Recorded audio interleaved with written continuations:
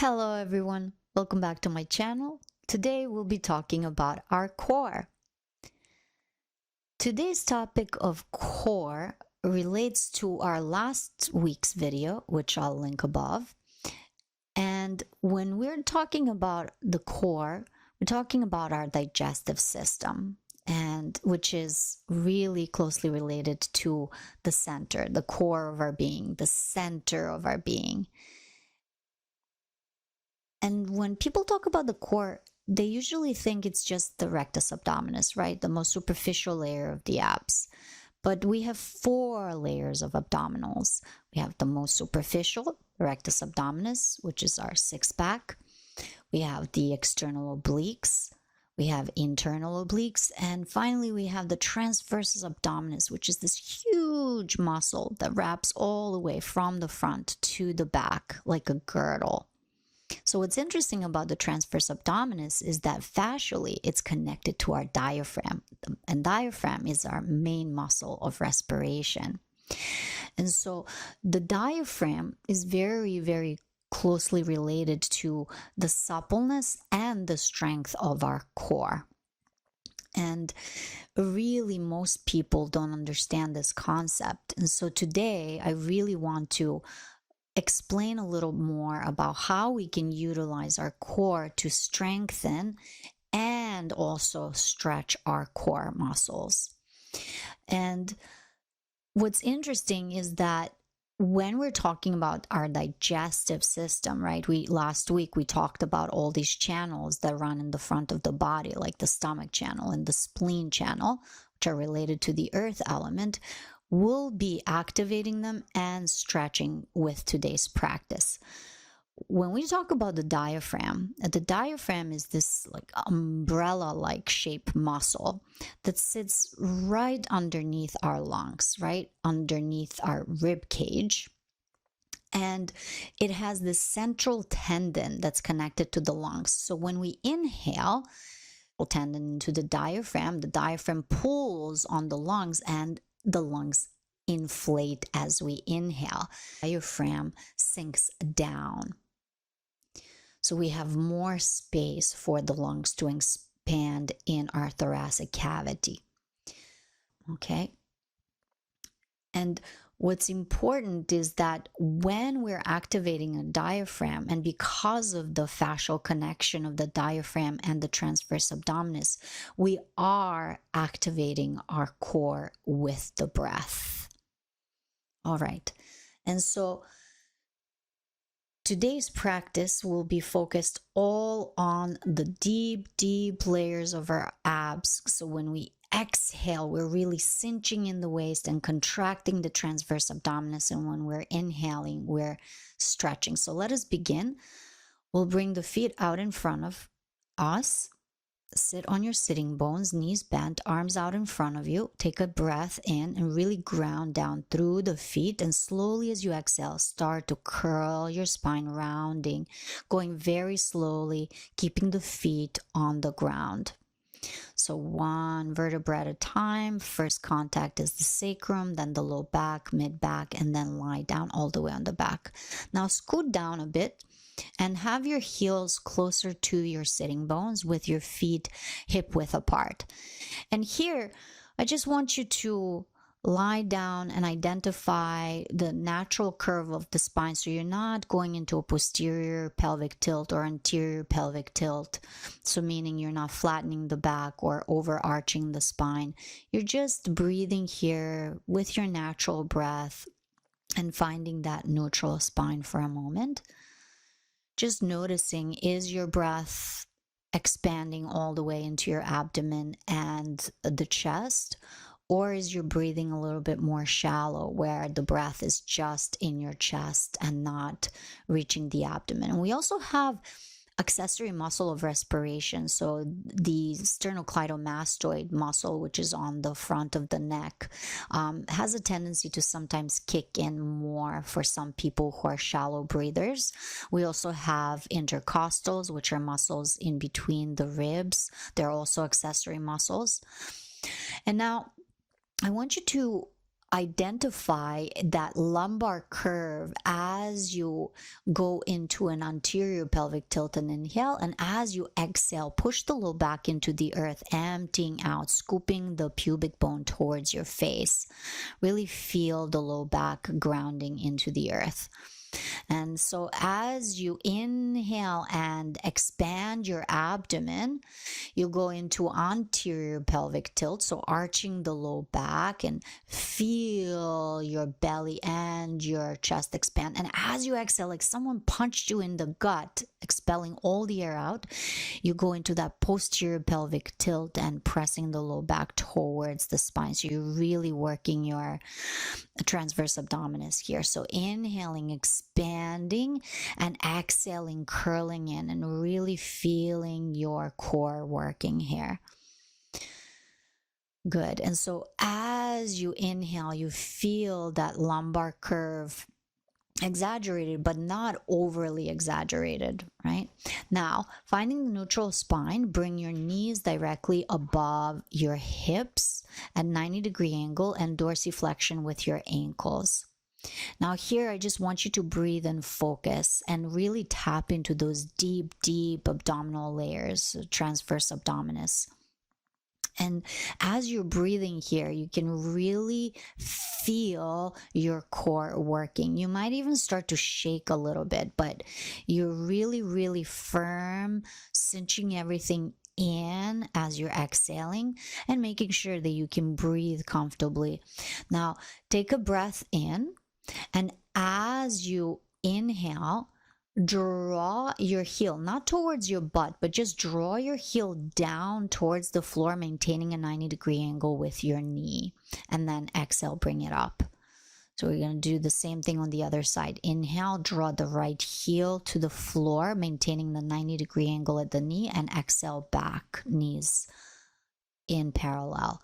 Inhale, left heel touches the floor, and then exhale, knees parallel. Inhale, right heel touches the floor. Exhale, bring it back up. Inhale, left heel taps the floor, 90-degree angles maintained. Exhaling back. Inhale, right heel down to the floor. Exhale, back, knees parallel. Inhale, left heel down. Exhale, back up. Inhale, right heel down, and exhale, back up. We'll do it again. Inhale, left heel down, exhale up, and right heel down, inhale, exhale back up. Very good. And now bring the palms behind your head, supporting the neck. If you want to make this a little bit more challenging for you, you can also keep the head on the floor the entire time, okay? But to make it a little bit more challenging, lift the head and the shoulders off the floor, keeping the elbows out to the side, fully cradling the back of your head so you're not overworking with your neck. And we extend the left leg forward as we inhale. And as you exhale, draw that left elbow towards the right knee. Inhale, back center. Exhale, left knee to chest. Inhale, right leg extend forward. And as you exhale, draw the right elbow towards the left knee. Good. Really keeping the shoulders off the floor. Inhale back and exhale, right knee up. Okay, so we're going to do that again.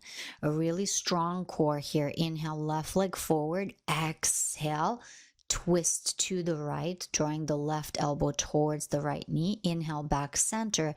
Exhale, left knee up. Now, inhale, right leg straight forward. Make sure your low back is not overarching. Exhale, right elbow to left knee. Inhale, back center. Exhale, right knee up. Keep those shoulder blades off the floor if possible. Inhale, left leg extend. Exhale, twist left elbow to right knee. Inhale, back center. Exhale, left knee up. Inhale, right leg straight forward. Exhale, right elbow to left knee. Inhale, back center. Exhale, right knee up. And really keeping those knees above the hips.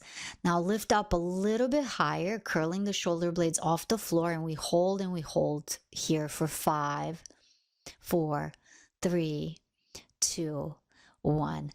And release. And release your feet to the floor. Bring the arms by your side, and then we slowly start to lift up into bridge position, lifting the hips up. Squeeze your glutes to release the hip flexors, to release the abdomen. Breathe here for a moment. Good. Releasing all that tension. Really engaging your diaphragm here. And exhale, slowly release back down on the floor. Good. So now we're going to continue on. And what's important to note is that knees will be again over your hips at that 90-degree angle. Okay. Ankles in dorsiflexion. Arms go around and palms grab onto your thighs. Neck is nice and loose, so you're not over contracting here. The spine is rounding, so you're going into spinal flexion here, drawing the abdomen in. And so we start to rock up and down. You're not going into a seated position. You're simply rocking like a rocking chair with a fully rounded spine. And going up and down, maintaining the shape. So your thighs are pushing into your hands are pushing into your thighs, so there's a little bit of that counter push. And keep rocking here on your back, up and down, and you're going to start to feel your core fire up here. Okay, it looks very simple, but after a few reps, you start to feel that juicy work. Knees to chest, relaxing here for a few moments. Deep breaths, really connecting to your breath, and then bring the feet down on the floor again. And exhale, lift your hips up into bridge position. Again, lengthening through your low back so your tail is pushing towards your knees. Good. Stay here for a few moments, firmly rooting into the earth through your feet, activating the back of your body, and then exhale, slowly release. And now bring your palms onto your knees and start to circle the knees around one way and then the other, just releasing any pressure in your sacrum. Good. And now you have the option again to grab onto your thighs, or bring your arms overhead, framing the face, and then you start to rock up and down again, not losing the shape, right? So you're maintaining 90-degree angle, knees above your hips, and dorsiflexion through the ankles. And then if this bothers your neck, because there is a tendency to overwork your neck muscles, you can bring the palms behind the head. If you want to make this harder, go into a hollow body position. So your legs will be straight out in front of you, arms overhead. Your low back is pressing into the earth, so you're in this hollowed out position, right? We call this the hollow body, and you start to rock up and down without bringing your feet to your face. Okay, so you can bring the knees to your chest for a moment. If this is too much, you can go back to the original, or again, arms next to your face. So really find what works for you here. Even just holding here will be enough. But basically rocking up and down about 10 times or so, drawing the navel in, and you're like a seesaw, right? Imagine that the fulcrum point is the center of your body, and then slowly bring your knees into the chest and release the feet back to the ground. Exhale, go up into your bridge position, lifting the hips up. Again, lengthening through the lumbar spine, drawing the tailbone towards your knees, and then slowly release down. Hug the knees in to your chest. Slowly come up with your legs crossed into a seated position. Lengthen through the spine. And we worked on the stomach and the spleen channel here, really activating. And now we're going to stretch those channels. We're going to stretch our abdominals. So coming onto hands and knees, you can curl your toes under.